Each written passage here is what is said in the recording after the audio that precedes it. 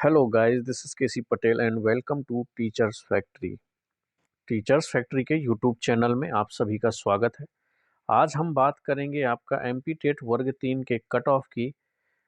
इसके पहले मैं कट ऑफ बना चुका हूं, लेकिन वो था आपका 18,527 जब वैकेंसी थी। लेकिन डीपीआई की जो आपकी फरवरी में उसका रूल बुक आ जाएगा, उसकी 7500 वैकेंसी और आ जाने के बाद आपका कट ऑफ कितना जा सकता है, तो इस पर हम कट ऑफ बनाने वाले हैं टोटल।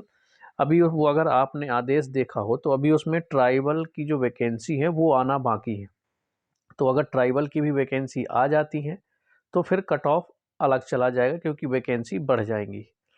तो जो आपकी 18,527 वैकेंसी थी, अब डीपीआई की आपकी जो 7500 वैकेंसी हैं, ये आपकी फरवरी में यानी मार्च से इसकी प्रक्रिया शुरू हो जाएगी, मार्च 2023 में। आपका रिजल्ट यही रहेगा, दोबारा एमपी टेट वर्ग 3 का एग्ज़ाम नहीं होना है, ये बिल्कुल क्लियर है।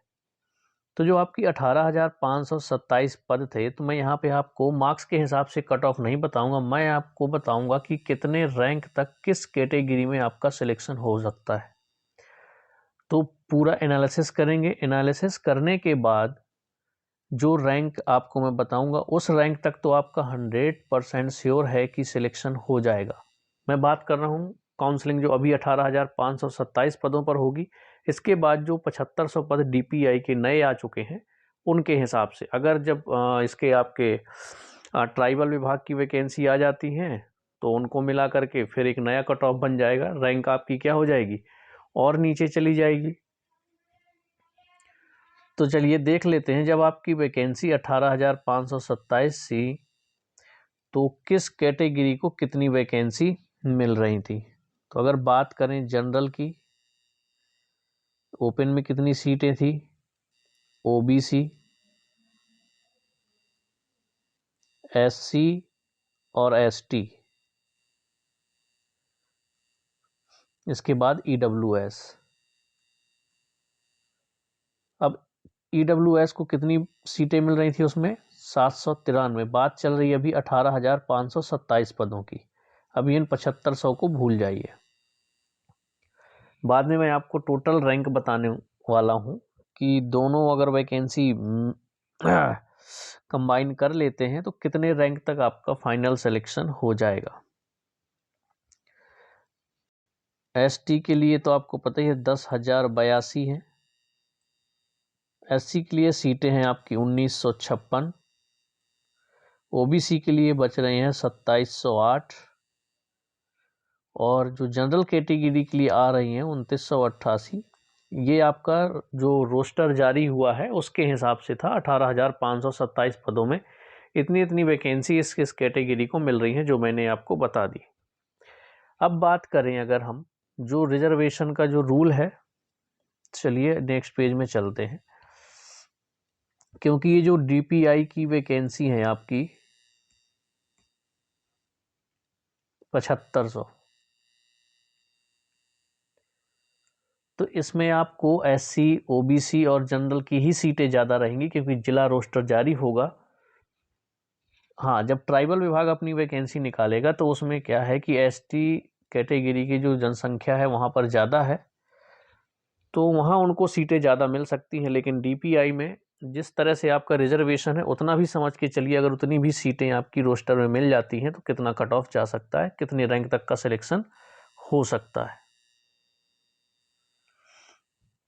अब 7500 सीटों को डिवाइड करते हैं रिजर्वेशन के हिसाब से।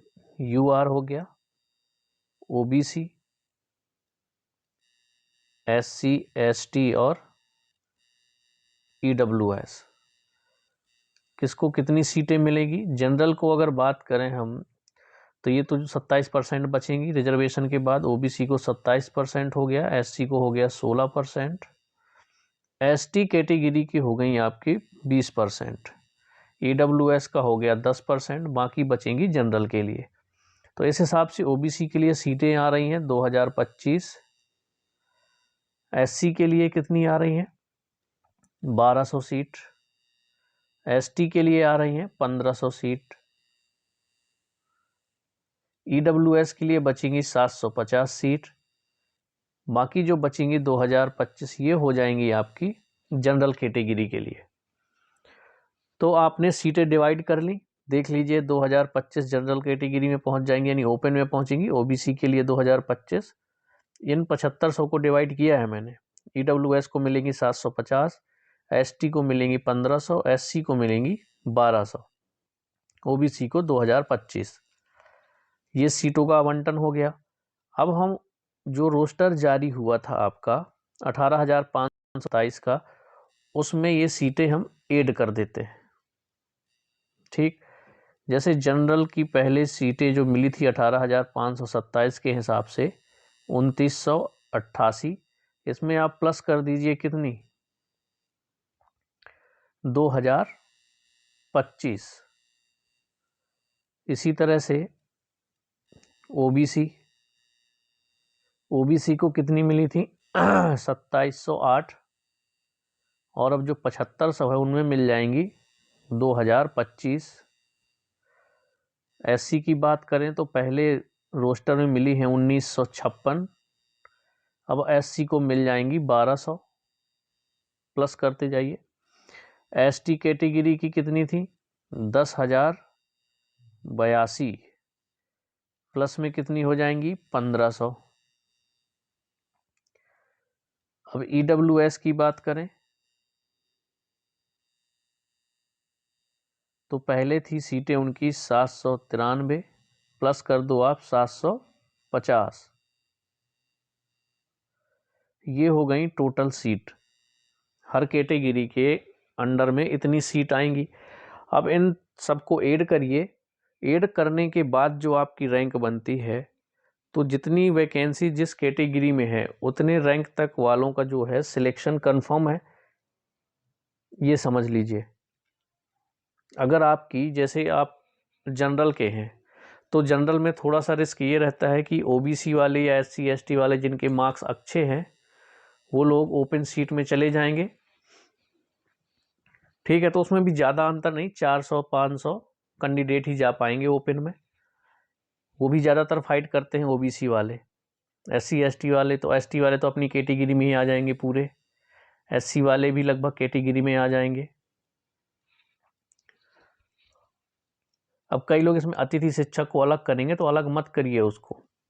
अतिथि शिक्षक अलग करने के बाद जाएंगे तो इसी रैंक से ना। अतिथि शिक्षक वाले अब कोई अनुमान नहीं लगा सकते, ठीक है, लेकिन अगर इतनी रैंक तक आपकी रैंक है तो लगभग आपका सिलेक्शन कंफर्म है। चलिए अब टोटल ऐड कर लेते हैं इनको।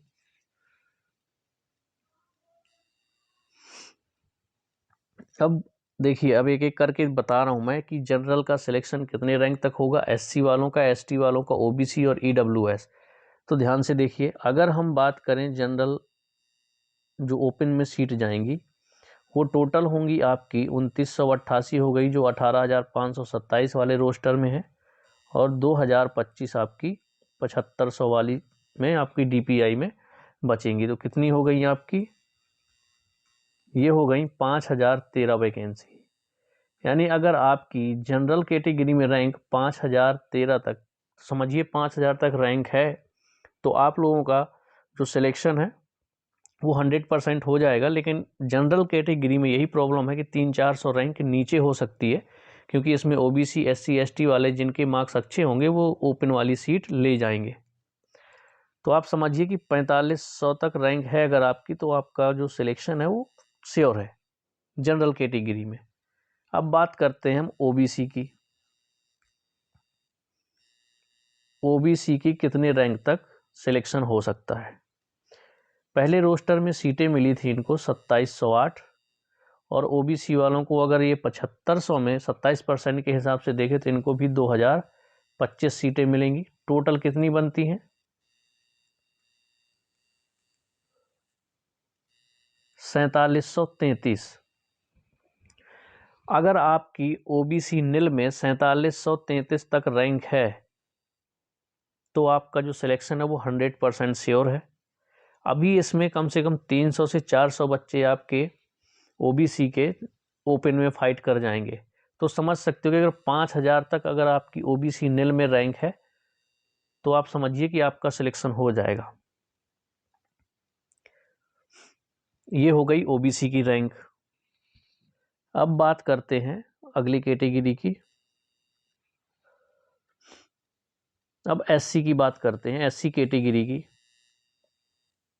तो एससी कैटेगरी की जो पहली वैकेंसी थी, जो पहले पद मिले थे रोस्टर के हिसाब से, वो 1956, और अब जो 7500 में से मिलेंगे वो मिलेंगे आपके 1200 पद।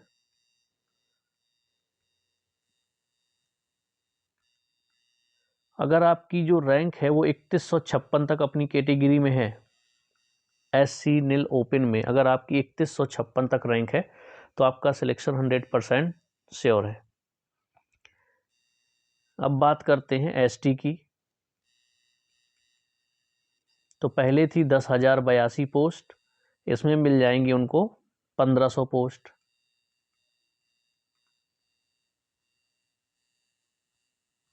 यानी जिनकी एसटी कैटेगरी नील ओपन में 11,582 तक रैंक है, उनका सिलेक्शन 100% श्योर है। लेकिन अभी एक दिन न्यूज़पेपर में आया था कि इसमें एसटी के कैटेगरी जो है उसमें सिर्फ 9300 9,300 समथिंग कैंडिडेट पास हैं एमपी टेट वर्ग 3 में, तो उनकी जो सीटें हैं वो बैकलॉग पद में चली जाएंगी। अब बात करते हैं हम ईडब्ल्यूएस की। ईडब्ल्यूएस को पहले मिली थी 793 पोस्ट और अब मिलेंगी 750। टोटल कितनी हो गई? 1543। अगर आपकी ईडब्ल्यूएस में रैंक 1543 है नील ओपन में, तो आप लोगों का सिलेक्शन हो जाएगा, बिल्कुल टेंशन ना ले।